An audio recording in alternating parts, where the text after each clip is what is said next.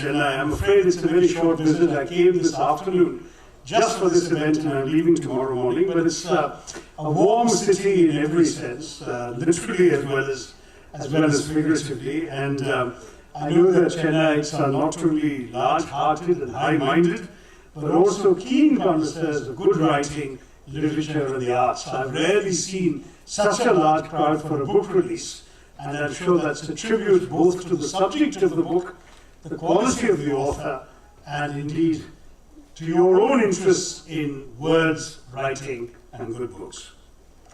Secondly, I'm proud to say that I too am connected to Tamil Nadu, not just by being from Palakkad originally, which of course, as you know, is a sort of remnant of the Madras presidency tucked into Kerala, but also because my mother lived in Coimbatore for 15 years and I was a regular visitor when she was there before she moved back to Kerala. But most important, I'm delighted because, of course, the occasion today marks the centenary of the birth of MGR back in 1917.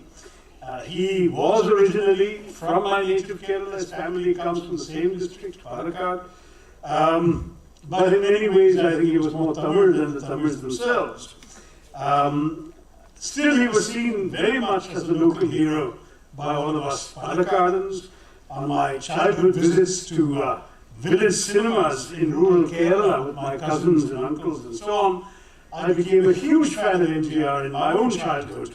And the only Tamil I knew then were MGR dialogues that I could actually rattle off with some modest comprehension.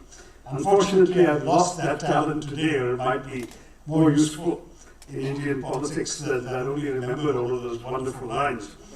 But anyway, nothing could be more befitting than chronicling the life of this actor-politician who walked the earth like God, but to do so for posterity in an objective manner, which is what Kannan has tried to do.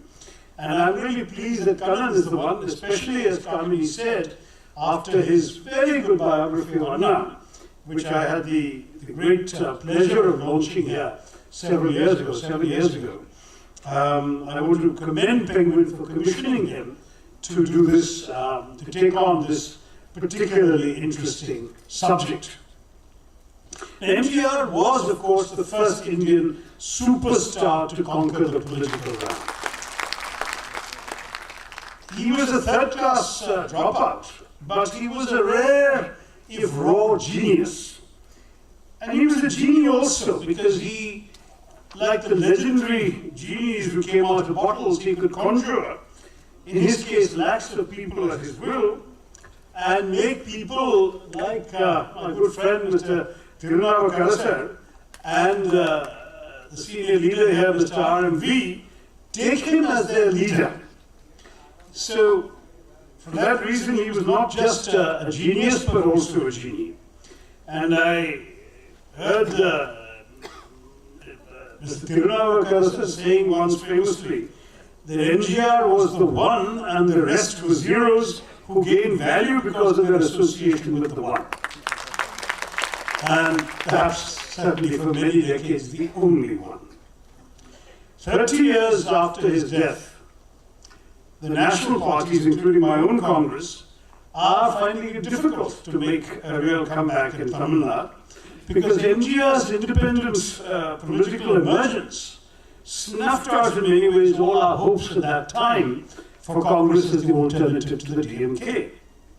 MGR's first lasting impact on Tamil Nadu politics was to change it from a contest between a Dravidian party and a national party, between the DMK and the Congress, to one principally between two Dravidian parties.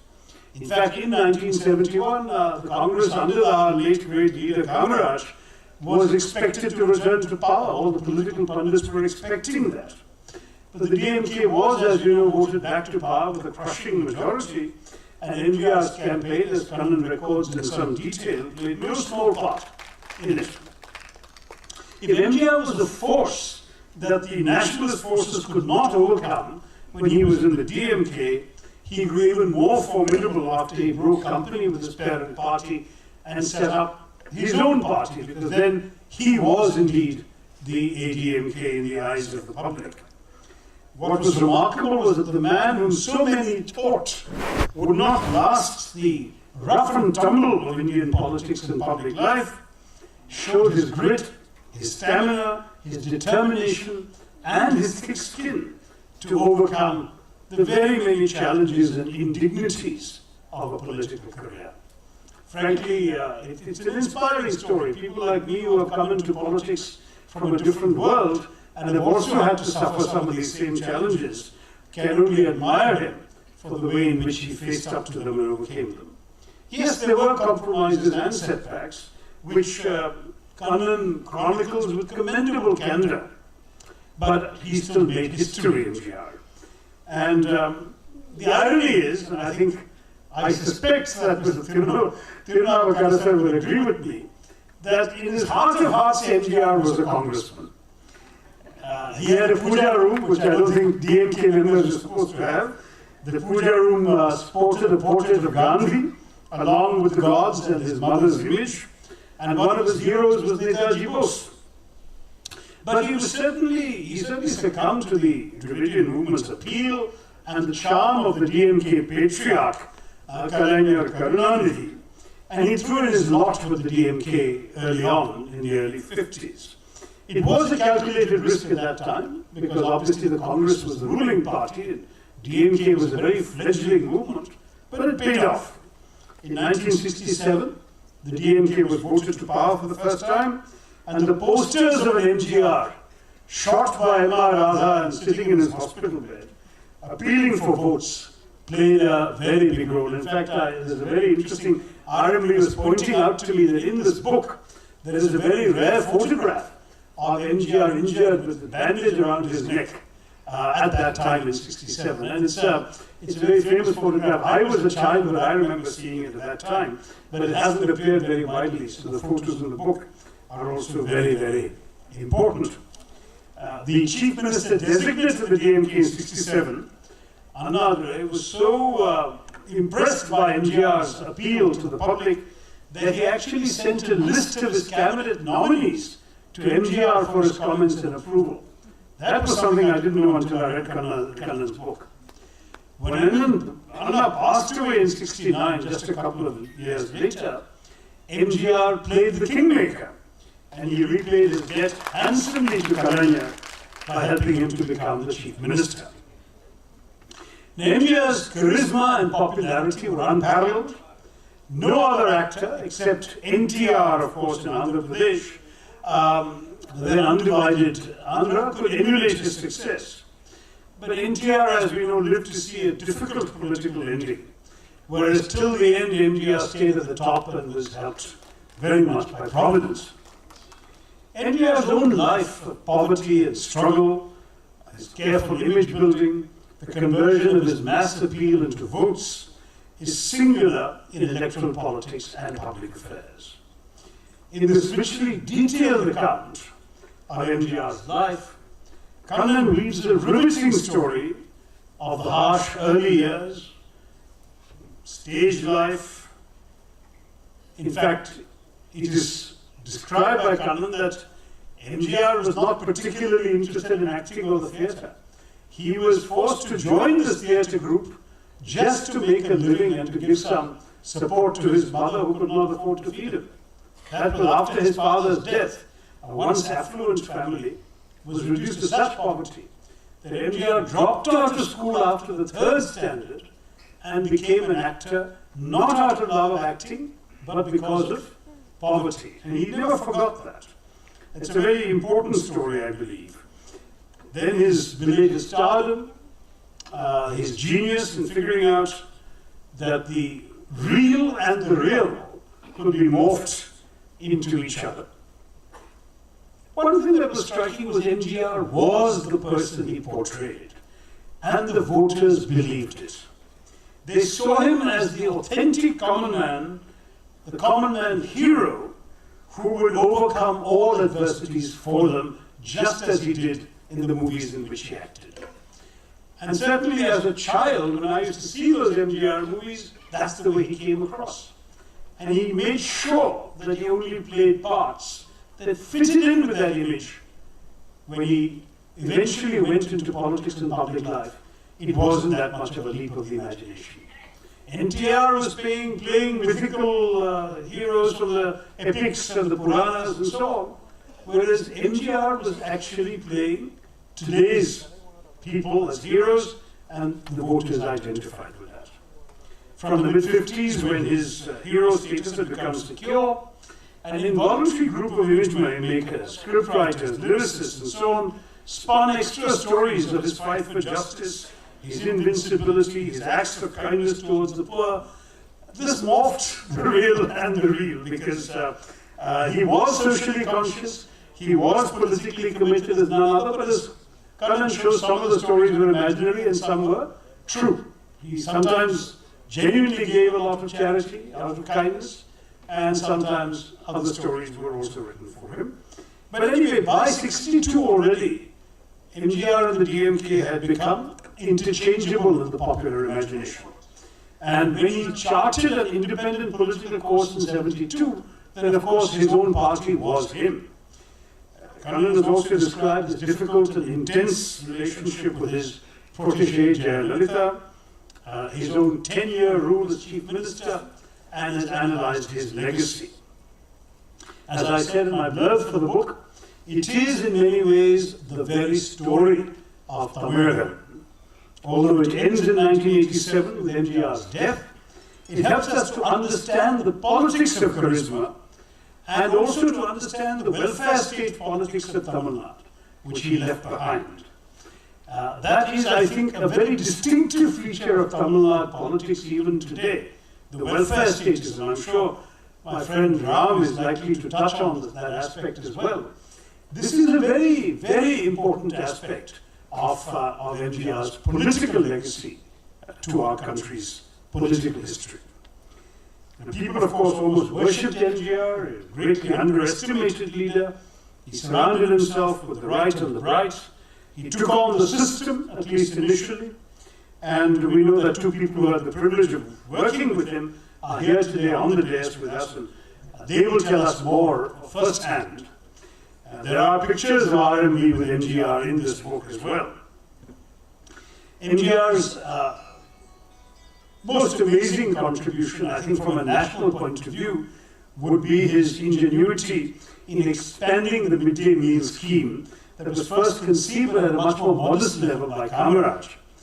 And MGR would be responsible for feeding over the years over 69 lakh children, pensioners, and destitute among the elderly. And this was because he never forgot his own childhood poverty, when he could not even take his next meal for granted. And he vowed that no child would grow hungry under his rule. I think this was an extraordinary initiative, and its success led to a slew of other novel welfare measures in Tamil Nadu. But this particular concept of the midday meal, as you know, eventually spread from Tamil Nadu to other states and became adopted nationally as one of the flagship activities of the school system in our country. Human Resource Development Ministry, in which I had the privilege of serving for a couple of years, administers literally crores of rupees in trying to get midday meals into the bellies of very often very, very poor children, on the sound principle that a hungry child cannot learn, cannot grow. And we must congratulate MGR for that lasting contribution to India's life. Whenever his political stock appeared low, Providence helped draw support and sympathy to him. There were some scandals, I think, that dogged his years in power. Kannan is very frank about that.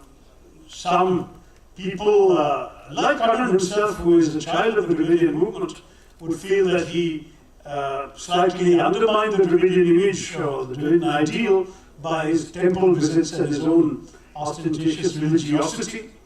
But his image as a clean man personally and as an authentic Dravidian hero could not be dented. I think the book is an excellent sequel to Kannan's earlier work on Anna, which I launched 7 years ago in Chennai in the presence of Ram and some of the others who are present here today. And I think that it's important that books like the Anna book and now the MGR book help to balance this great lacuna in Indian history, including our contemporary political history, which is mostly focused on the North. There have been very few nationally read books in the English language about Southern political leaders. I would argue there still is no great book on Kamaraj. I hope Kannan can consider that. There certainly will one day need to be a good book on Karunanidhi, Kalaignar. There's a lot that still needs to be written about the stalwarts of the South, whereas biographies of Northern leaders and accounts of history from a Northern perspective are widely available. Leaders from the non-Hindi heartland, even if they're icons or colossuses, tend very often to be marginalized or forgotten in the national narrative.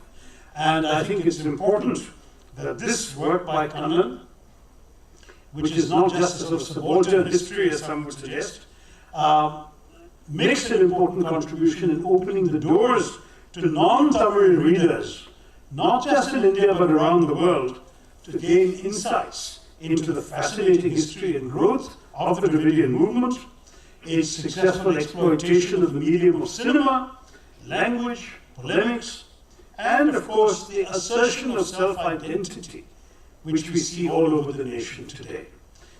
This is not a political forum, so I'm not going to be overtly political, but you do know that there is a very strong sentiment unleashed in recent years of people trying to promote a vision of India that reduces this large and diverse country to a Hindi, Hindu, Hindustan, which it is not and can never be.